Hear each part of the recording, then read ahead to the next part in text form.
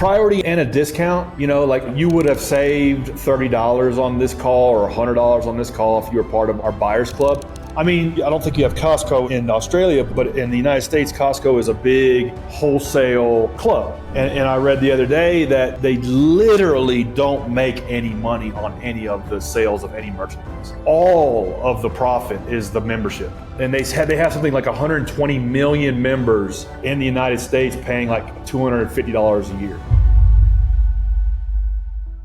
Bryan Clayton is the co-founder and CEO of GreenPal, an online marketplace that connects homeowners with local lawn care professionals. GreenPal has been called the Uber for lawn care by Entrepreneur Magazine and has over 300,000 active users completing thousands of transactions per day.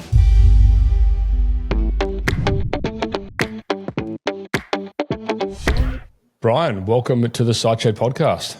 Matt, it's great to be here. Thanks for having me on. Super excited to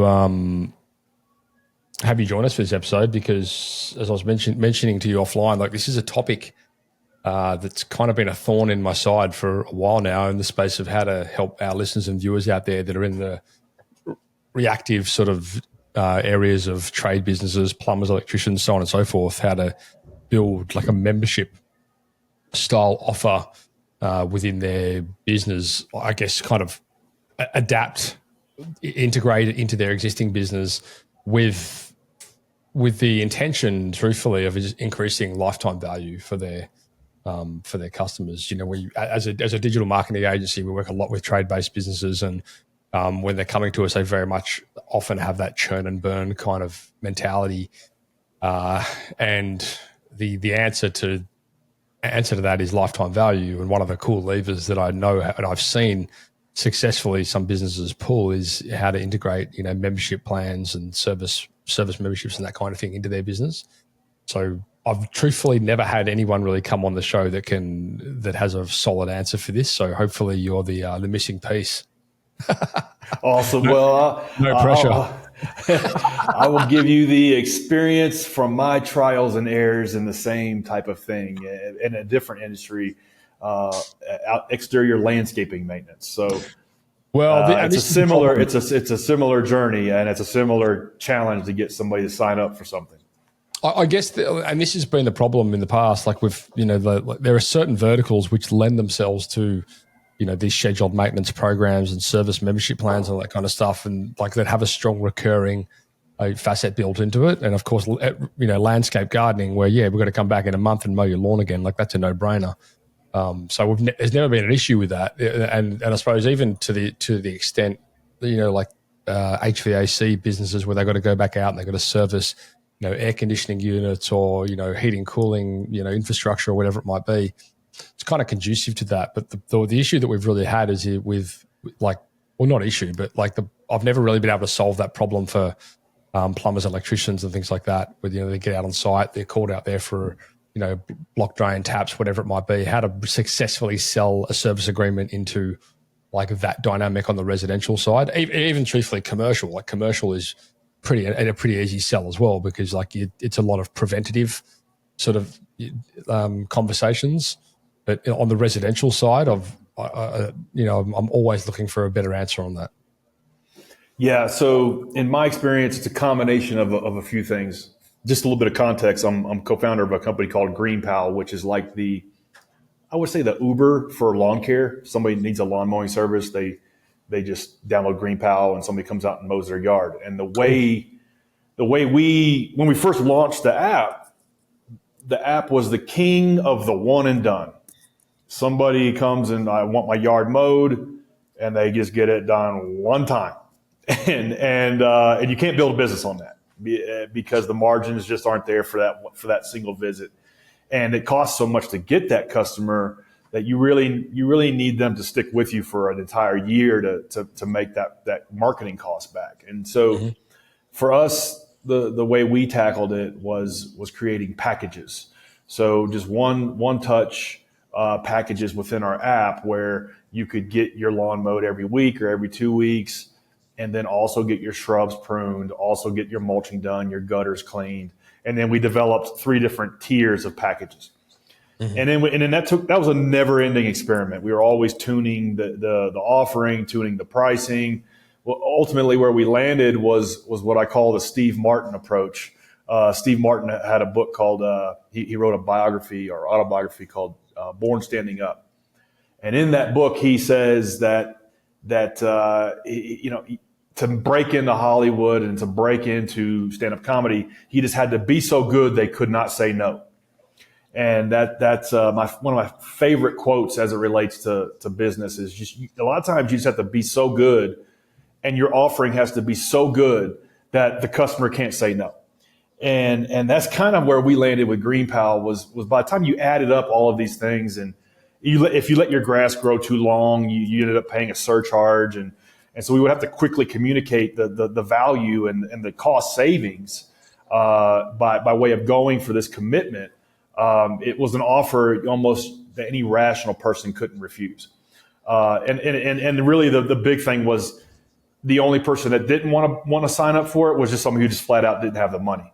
And that really isn't a customer you want anyways, because they're going to end up being more headaches than they're worth. So that's the first thing I would take into consideration when I'm trying to approach creating a service offering, a membership, a package, a flat monthly rate for any type of service business is creating an offer that's so good that if you had 10 really good customers, 8 of them would say yes. And a lot of times you might think, well, that means like margin compression, and that means like just leaving money on the table. Well, not really when you factor the cost that it takes to go get a new customer. And when you have these types of commitments, you can schedule them out. You can manage that workload a lot more efficiently and pick up money that you're leaving on the table. So what can we start unpacking some of these offers that you have seen work very well for, say, plumbers or electricians? Yeah, well, it just so happens that in part of my part-time, I guess, hustle or gig or what I do outside of GreenPal is I invest in real estate. So I own about 22 doors. So I'm always dealing with these trades. And it just baffles me as to how every single one of them operates like it's 1997. And even just from paper invoices to I got to call somebody to make an appointment or get a service call. There is no online booking. There is no online scheduling. There's no forward thinking for any of this stuff. And so the good news is that like it's like just like the land of opportunity. If you can make your trade business operate like it's 2026, you're gonna beat your competition. And so you kind of need to think about like what are some ways to create frictionless experiences between what your customer wants and what you deliver to them. Like start there, and then you can start thinking about, okay, how can I build a membership? How can I build a flat monthly rate? Just thinking outside the box for an AC guy, HVAC business. I mean, that thing has to be checked at least once a year, ideally twice. And then the filter inside the dwelling needs to be replaced. And for me, for rental homes, all of them have different filter sizes, and the reality is it never gets done. And I know that's cost me money as a property owner. And so if somebody was really thinking about this and said, look, we will, for $100 a month or $50 a month, we will service your unit twice a year, and we'll change the unit once a year, and we will guarantee your unit for the next 5 years. I would probably do that, and I don't know if these numbers make sense, but tuning a package and offering like that was so good that I couldn't say no.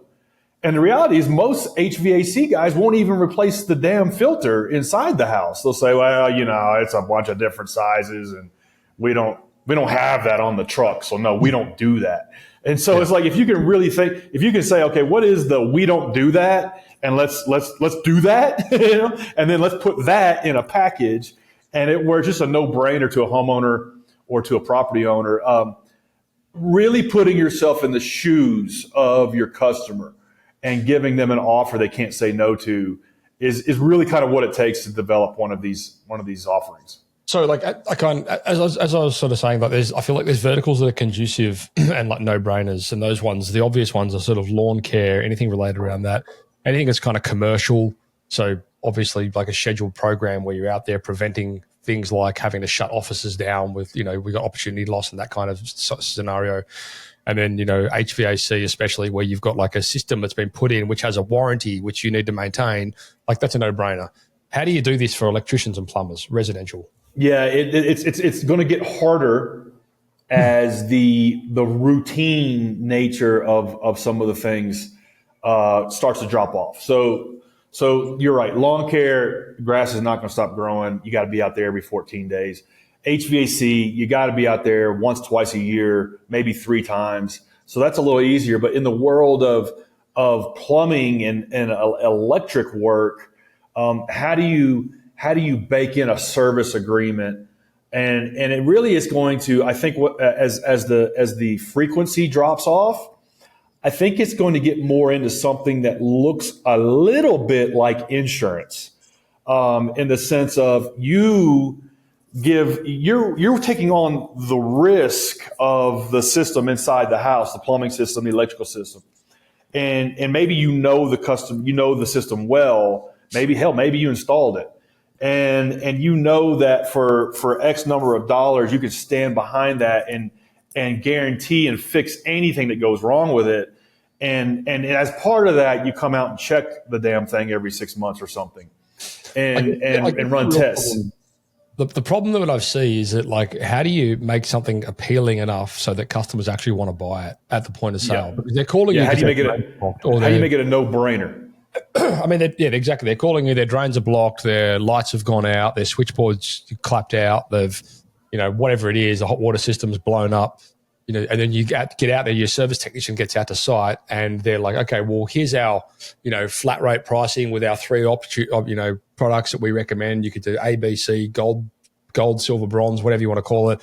And by the way, if you join our membership program, what are you actually going to get? Like, what have you seen within your experience of offers that actually make people want to, adopt and buy these service agreements for these verticals? It's when they can save money in the long run, and in that savings, you're making more money through the predictability. So you have to figure out the balance between, I know that if I have 100 of these service agreements and I have 100 of these inspection agreements, and I know I got to schedule them and I got to pay a tech to do that. And I'm making maybe half the margin on it, but it's more efficient because I can plan and forecast it. Therefore, I'm able to offer a deal to my customer where they can save money in the long run. So if that's how I would approach it. And if I woke up tomorrow as an electrician and I was going to implement this into my business, that's how I would look at it. And then I would start with my top, like cream of the, like my cream de la cream customers, the top 10%. We all have those customers that we wish everybody was like them. They don't really care about what the price is. They pay their bill the same day. They just want it done. They want a quality job done. They've been with you for 5 years, 10 years, 20 years. And it's only like 5% of your book of business, or 10 or 20 if you're lucky, but you wish it was 100. I would start with like that elite cohort of customers, and then I would roll out the red carpet for them and start experimenting with what this offer could look like, and say, hey, look, you've spent with me over the last 5 years, $7,000 on these things. What if we had a flat rate plan that was this? Is that something that you would be interested in?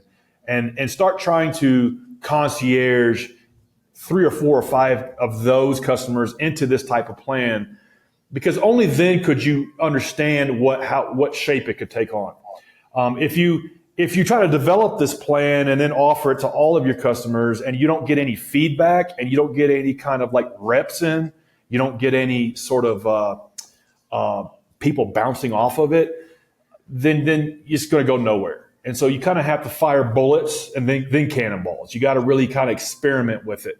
And hey, here's the other thing. You may lose money, but you got to be willing to do that on a small scale before you can then scale out a plan like this. And then also look at other industries and borrow from them. Who else is doing this well? Uber has a flat monthly rate. It's called Uber One, and okay, so what do you really get for that? You could go through Uber, take screenshots of every screen, the copy, how they present it, how they position the offering, and then you could borrow from that and use it in your plumbing business and your HVAC business. We did that with GreenPal with lawn care. We learned a lot from Uber and DoorDash and Instacart, which are in the United States. They're similar services for grocery delivery and food delivery. So learn from the big guys and try to get inspiration for how Amazon upsells its Prime subscription, just in the copy and in the presentation of it, and then be willing to lose money on 5 or 10 customers.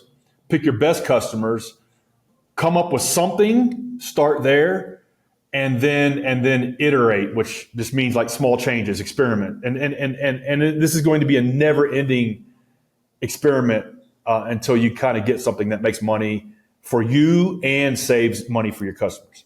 Yeah, I just look at like these, the businesses that you mentioned, like Uber, for example, where if you sign up for Uber, you're more than likely going to use Uber more than once. I don't use Uber a huge amount, but I use it regularly enough to that I keep going back, and they don't have me on a service agreement. Like I don't pay them like a monthly retainer or anything. I just use it as I need it, which is kind of, I feel like what most people would use plumbing and electricians for. They just use it when they need it. And I've always struggled, and I'm still struggling trying to figure out, what that model would look like in order to make people sign up for a service agreement when they are only using it for something at the point when they need it. Yeah, well, so to your point, Uber does have a $10 a month, maybe $20 subscription. It's called Uber One. Right.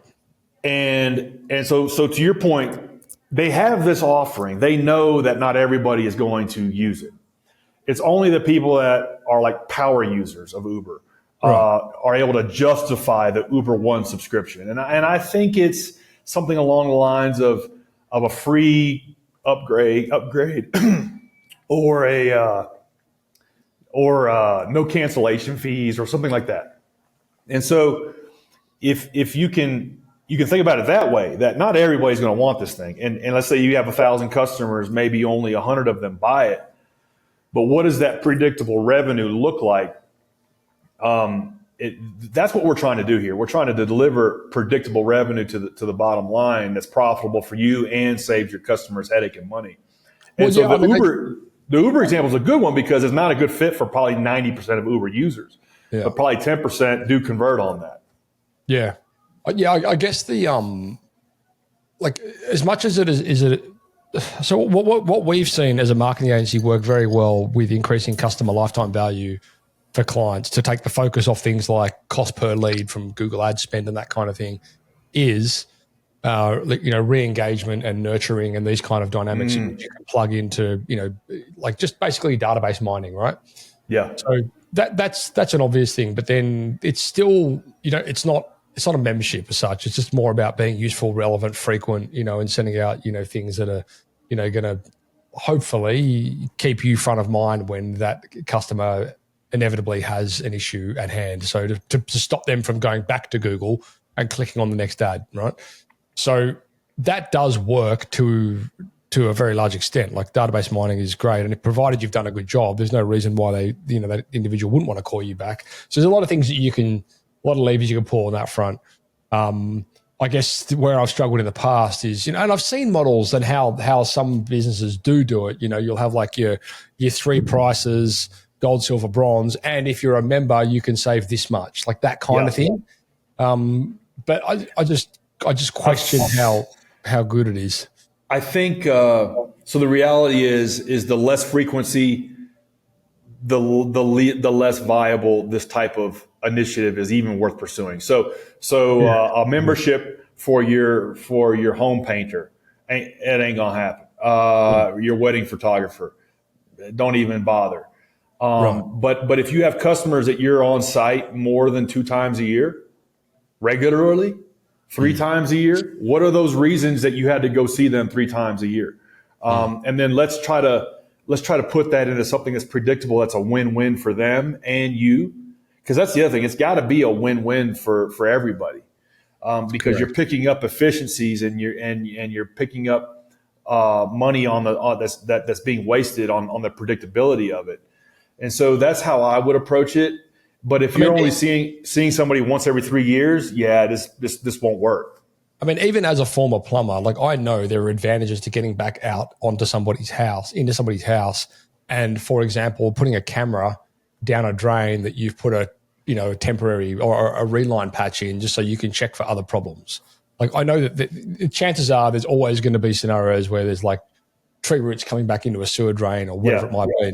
But the reality is I've just never really seen a program that sells it well enough that the customer is willing to pay for you to come out there or be part of a program where you do come out there to check these things. It would have to be a steep discount on major repairs. So like, okay, I know I'm going to have $1,000 water heater. Maybe I get 20% off that.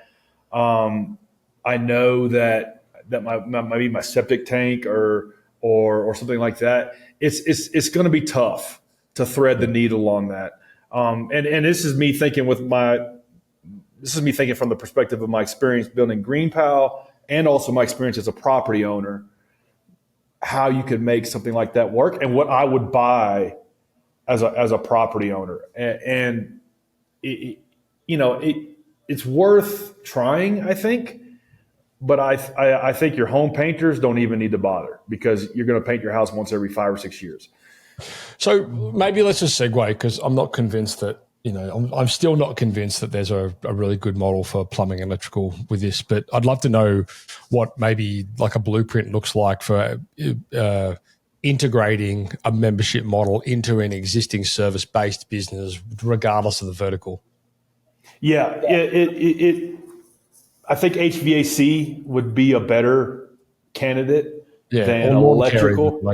Like how to, I guess someone that's used to, clicking on an ad, going out, doing a job. Like I guess at that point, it becomes having bundled something up, which is attractive enough for someone to say, hey, listen, we can come and do this for you regularly. And this is what it's going to cost. Well, anyway, because the HVAC unit, if it's not properly maintained, that's a $7,000 event. Correct. And so you've got some levers you can pull there. You can say, hey, listen, you don't want to wake up with a $7,000 repair bill. Well, let us warranties, right? They've got to be maintained. So it's like you have to service this, otherwise you void your warranty. That's right. And so there's that. I mean, truthfully, that's there's a lot of electricians that have the advantage of that as well, because they've got things like technology which needs to be managed. There's new software that needs to be updated on things. There's monitoring. There's things that can get electricians back in the house to add some value to certain things that are revolving around, home automation and technology and these kind of dynamics. That's true. But then somebody's got to baby that. Well, yeah, exactly. And we work with a lot of solar companies. In Australia, solar's obviously quite a large, industry, and so there's always something new and great coming into that space, which can be added to an existing system or upgraded on a system to improve output and blah blah blah, whatever it might be. Even down to the point where, we have clients that get up, offer service agreements where they go out there and they clean panels to improve get the dust off the panels, so the solar panels are working at a higher capacity, like these kind of things. But the poor old plumbers, man, I tell you. Yeah, that's going to be tough. I can see this. The solar would be a good fit for a membership program. HVAC, I would give that a 7 or 8 out of 10. But the thing is, a plumber, you really don't expect leaks in your system if the plumbing was done right. It should last 20, 30 years. And maybe the hot water heater will go out, but I'm not too terrified about that, to have to buy a subscription. Yeah. Maybe some sort of program around, we will be out there in 60 minutes or less, and you get 20% off, and that's $200 a year. Something There's probably a spectrum. There's a spectrum of these things. Yeah, probably a spectrum of these things in terms of. That's what I've seen plumbers do. It's like jump the queue, like that kind of, like we'll give you priority when it, like that kind of thing. But yeah, priority and a discount. Like you would have saved $30 on this call or $100 on this call if you were part of our buyers club. I mean, I don't know if you have Costco. I don't think you have Costco in Australia, but in the United States, Costco is a big wholesale club. And I read the other day that they literally don't make any money on any of the sales of any merchandise. All of the profit is the membership. Really? And yeah. And they have something like 120 million members in the United States paying like $250 a year. Wow. And so you've got this big warehouse-based business, logistically bringing in thousands of SKUs, and they literally sell that stuff at zero margin costs, after you bake in operating costs, and all of the profit is the membership. And so if you can think like that, even if you're a plumber or electrician, it's like, okay, it's $100 a year or $50 a year. You save 30% off of all of your service tickets, and you get literally Domino's pizza, 30 minutes or less guarantee. And so that does a couple things. It makes it a no-brainer to them, but it makes them call you next time because now they have skin in the game. They have skin in the game to call you. You're their plumber. You're their electrician. And so that creates lock-in. Whereas admittedly, across all of my suite of properties, I probably have 5 different plumbers I call, 5 different HVAC companies I call. And it's just whoever's top of mind for me at that moment, or whoever can get to me the soonest. And so if you can think of it that way, make it real lightweight, not like a monthly fee, just like an annual thing, $99 a year. You save 30%. You get a 30-minute guarantee. You get a 2-year warranty instead of a 1-year warranty. You get, all of these little things that don't necessarily cost you like painful money out of pocket right now. It does 2 things. It creates some predictable revenue for you, like the Costco model. And then also it keeps them calling you back because you're going to make money on those calls anyway. It's not like you're doing those calls at a loss. You might not make as much money, but at least you're getting the call to come back out. Mm-hmm. That's how I would approach it. Yeah. HVAC a little different. I think you can make it more based on like, hey, we're going to stand behind your unit and we're literally coming out 3 times a year and we're part of... The thing that we've learned with HVAC and all of our clients that do air conditioning and heating and cooling and things like that over here especially is that as soon as the summer comes around, like we don't really have winter in Australia, like comparatively anyway. So as soon as summer comes around, it gets stinking hot and everyone turns their air conditioning units on and then they clap out. And so people are calling, the air conditioning specialists to repair their units when air conditioning specialists during summer are more interested in installing. So if you had a good service agreement arrangement in Australia, we've seen work best anyway is like during the winter, we do our service work and then during the summer, we do installs. And that kind of works pretty well, provided you have the system in place where, and that's not really a membership either. Like it's just like a service to the customers. Like, well, if you want to maintain your warranty, we come out in winter and we service it. Like it's a bit of a no-brainer. Most businesses don't do it, truthfully, and then they just whinge during the summer that they've got too many repairs and too many installs. Yeah. Winter they complain because they don't have if. So, like again, it's about management, I think. But yeah, and you could balance that. You could balance that peak, like if in terms of if you knew that if you had these service agreements in place, you could get out there a month in advance and service them before the rush hits, and that means something to you as a business owner. If you know that you've got 100 of these to do, if the peak month is February, and you know that you can get out there in January, knock them out before the busy season hits. You could do that a little more efficiently and maybe a little cheaper and then roll that savings into a plan for your customers. So that would make real good sense. That's a win-win. The key is it has to be a no-brainer win-win. And it has to not cost you the same amount of money that they save.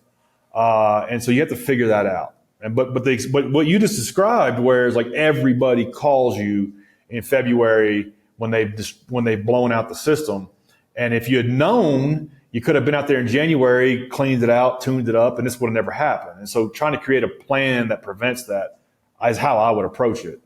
Mm-hmm. Yeah. What about in the space of technology backing the system? Like what tools and softwares and programs and things like that have you seen that work well for managing scheduled maintenance? Yeah, it's still like day one in terms of we were promised that all of this stuff should be wired in and should talk to a system somewhere and tell you that the HVAC unit needs a new filter and that the irrigation system is leaking and that you've got a drip in the attic. And yeah, there's sensors and there's Internet of Things, stuff like that. And I've tried some of these on my properties, but the reality is they're more headache than they're worth right now. Maybe with AI, getting better and better, that this stuff will start to be more seamless and magical. But I haven't seen it. Are you saying it's like largely a manual thing? I think so. Yeah, I really do. Surely if you've got like a service agreement or like some sort of program. Exactly. Like that, now we're talking. If you had a service agreement where you could put your own stuff in and know that it was done correctly and that you were able to monitor it and crunch the data and be able to email your customers as to the health of their HVAC system, then that would make sense. But then you've got the upfront cost of the equipment, and that could be the offering. It's like, okay, we put in this smart monitoring system where we're going to monitor the pressure levels on your plumbing, and we're going to know if a leak is happening, and we're going to email you about the leak, and then we're going to come out automatically, and that's $100 a month. That could be kind of the way to sell it. And I'm sure these things exist, but there is that upfront cost of putting those systems in place and those sensors in place. But I don't have. Is there like a software? Like, I mean, it's obviously not CRM. It kind of blurs the line. It's like the difference between job management, project management, and then CRM. I feel like service agreement is, again, kind of standing on its own, pillar to a degree, in the sense of like there needs to be a tool which supports, okay, well, this is the service agreement for our business. Like this is how we manage it. This is the tool that we use to manage it. This is the system. Yeah, you would have to. I know Service Titan is the industry leader in all of these trades, but I have not seen them bolt on an API that talks to actual Internet of Things sensors that would be, on site, on premise. To me, that is the next step. But my experience is with these things is that they're a freaking headache. They're always giving false positives. The battery in them dies. They drop off the Wi-Fi network. Oh, the monitoring, you mean? Yeah, the monitoring. Yeah, for sure. And so even beyond that, like if it was a case of, okay, well, like every 3 months we need to go out and check the drainage at Mrs. Smith's house, like dig, like. Oh yeah, that's a no-brainer. Yeah, these types of service, platforms that schedule these services and understand who's signed up for what is what Service Titan does, and that's what GreenPal does for the landscaping industry. And so finding that industry leading platform where it's kind of like the central nervous system for your business, and it understands that I've got 1,000 customers and are all signed up for these different things, and scheduling that, that's table stakes for this sort of thing. You have to have that in place first. Don't try to offer a service agreement plan like this until you have that figured out, where okay, I have Service Titan built in, or I have Jobber built in, and I like it, and I know that this is how I could schedule all these moving parts and make sure they happen magically. Get that right before you start experimenting with the plan.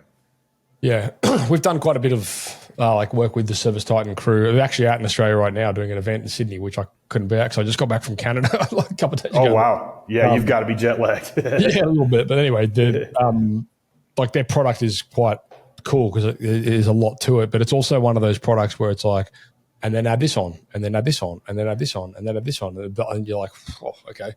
Like, yeah, and before you know it, you're a plumbing company doing maybe $1 million a year, and you're spending $5,000 a month on software. That's tough. Yeah, it is. And so, yeah. But anyway, I mean, for better or worse, I guess like when you're looking at the long-term scalability, a lot of it does seem like a good investment, but you've just got to make sure. I mean, like anything, at the end of the day, you got to look at, you covering those costs as part of your product. And I think as well, that's where a lot of people don't ever look at. They're like, well, it's too expensive. And like, well, you just got to increase your prices to cover it. Yeah. And the mistake I see is business owners, when trying to implement a system of record like this, they fall into the trap of the sunk cost fallacy, where they try something and they maybe get, a little bit down the path with it, and it sucks. It's not a good fit for their business, but they stick with it and they hate it. And there's you shouldn't have done that. You should have ripped it out and tried something else.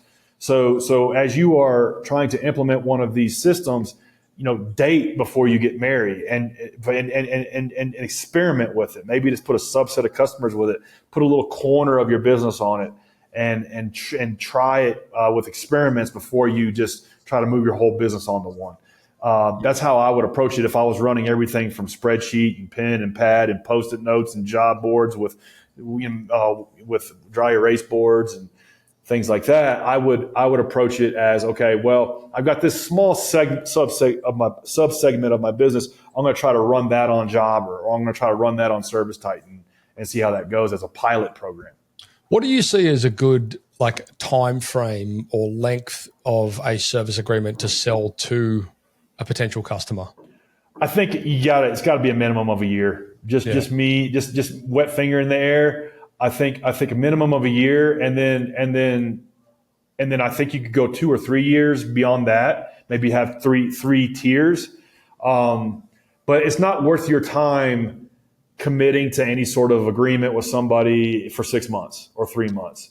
And it's not worth the sales of it too. It's going to cost you money to sell this stuff.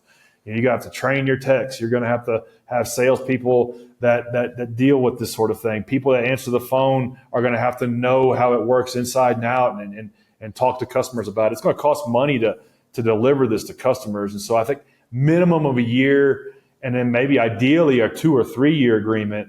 And the thing is, don't think like it's a contract, because you're not going to be able to enforce it. And so it's just got to be something that stands on its own, that people really want. Like I would never cancel my Amazon Prime subscription. It's a no-brainer. And so that's the standard. That's what where's my plumbing agreement and where's Amazon Prime? Like, let me just get it right here. Like closing the gap between you and Amazon Prime is the standard. Do you know what's interesting? I did a podcast with a guy maybe 3 or 4 years ago out of the US who was he was like a business acquisition. The topic was on business acquisition or something within that realm. And I'm paraphrasing here because it was a long time ago, but the conversation basically was about it, because I was asking him, okay, what are some important green flags and then red flags when it comes to acquiring a business? And the topic of service agreements came up, and he said, look, service agreements is actually an interesting one, because you might think that having a long-term service agreement is actually a green flag when you're trying to sell a business, but it can actually be a huge red flag. And then when we unpacked it, it was like the dynamic was essentially, okay, well, if you've got customers that have, say, bought a 5-year plumbing plan off you as an upfront price, which goes on your P&L for that year, and then the next 5 years, you could essentially be in the red with that client. Yeah, that's right. That's right. All that revenue comes first, and then that's like a debt in a sense. Well, I can definitely see that. I mean, you've got all these variables which come into play as a result of that, and the biggest one being fulfillment. Like you can't, if you're selling these service agreements and you've got, you sell 200 in the first year and 200 in the next year, and 200 in the next year, you've got 600, of these homes with a liability that you need to be able to fulfill on when they call on you. And if there's a big storm that rips through and they all call on you at the same time, that's a problem. Yeah, exactly. And if you ever dream about selling your business, you need to think about that stuff now. And you know, because the way you run a business that you intend to sell versus the one that you don't intend to sell are totally different. And so that's a very good point as it relates to these service agreements is, are you creating a liability that sits inside of your business that is going to scare off buyers? But on the other hand, if you can show predictable revenue in terms of, hey, 90% of these renew, and this is what our cost of goods sold is to deliver them, it could be a benefit. So this could go both ways as it relates to selling a business. My first company was a landscaping business that I grew to around 10 million a year in sales, and so I went through that selling that company, and it was really eye opening how a lot of the recurring revenue was more important than I thought, but some of it wasn't. And then the install stuff they didn't even care about. And so a lot of this predictable revenue is kind of what buyers are looking for, but you don't want to create a debt that is a liability that's going to scare them away. Mm. Yeah. And so, I guess like when we consider like service agreements, that's one thing you want to make sure that, you know, in the worst case scenario, you can still deliver on the promise that you've given them when you've sold it to them. You know, that's right. Or they're going to hold back a bunch of proceeds and create like this 5-year, 10-year earnout that may even just make the economics of selling the business not viable. So that is something to be careful about. Mm. Interesting. Well, yeah, I mean, look, it's been a good conversation. I'm still yet to solve this problem for our poor old plumbers and electricians, to be honest. I don't know that there's a silver bullet. I think the idea, so just to recap how I would do it if I woke up tomorrow morning and I was a plumber and I wanted to do this. The first thing is I would look at all of the big guys, Uber, Lyft, Amazon. How are they selling their membership plans?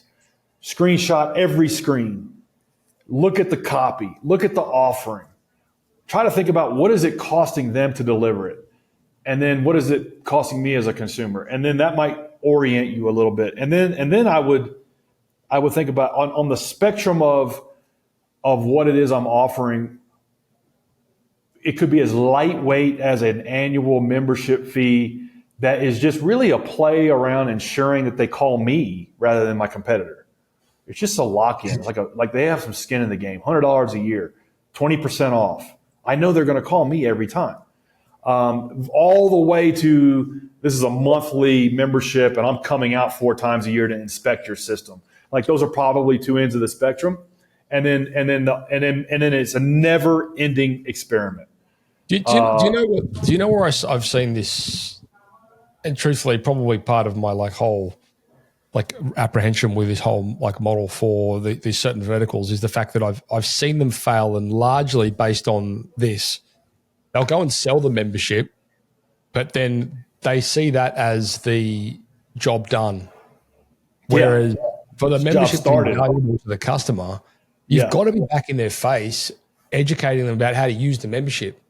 And so the idea essentially of a membership is to get you back in the door where you can offer more products, deliver more services, and then get back out there. That all has to happen as part of a nurture campaign. There has to be method to that madness. You can't just go sell the membership and you're like, well, job done, sold it. That's not what it's about. Exactly. I should not be selling the membership. It should be lifetime value. This stuff has to feed back into your HubSpot, or whatever it is you're using to nurture your customers. Say, hey, listen, it's springtime, and you're going to need to do X, Y, and Z. And as a member, you're going to save 20% off. And so click here to schedule it. By the way, Mrs. Smith just got it done. Here's some photos of the before and afters. It's just another piece of the whole puzzle to creating lock-in. And I think I would rather send a nurturing email to somebody who was a membership holder of my business than not. I think the conversion is probably double or triple if they were a membership holder. It's just like if I'm a member of Costco, I'm much more likely to go there to buy, my weekly groceries than I am toilet paper. Yeah, exactly. Anybody else? And so, thinking about it and along those lines, it could help you with your retention. Cool. Well, mate, I appreciate your time today. It was a lot of fun. I really enjoyed brainstorming this because this is a tough one, but maybe we came up with some good ideas. Maybe, hopefully. I mean, I'd love to hear from you guys out there that are watching this and listening to this, like what your experience is with selling service agreements well. So let us know in the comments wherever you see this across YouTube or socials or in the email you receive or whatever it might be. Bryan, your company, GreenPal, is yourgreenpal.com. I'll have all the links to Bryan's websites, social handles, so on and so forth over in the show notes for this episode. So head across to thesiteshed.com and search Bryan with a Y, Bryan, and this episode will inevitably pop up. Bryan, any closing comments before we wrap this one up? Yeah. Again, whether it's this type of thing you want to do in your business or any type of thing, look at it like an experiment. You're not going to get it right the first time. So if you're trying a new software package for your business, you're trying a membership plan, you're trying a new product offering, just look at it like an experiment.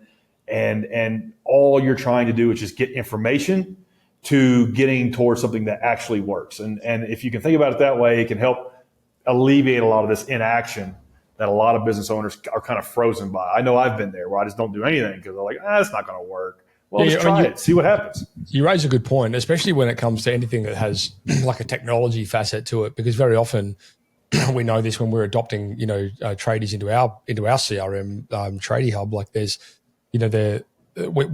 an adoption period there's a roadmap which kind of needs to take place in line with what is important to that user at that point in time.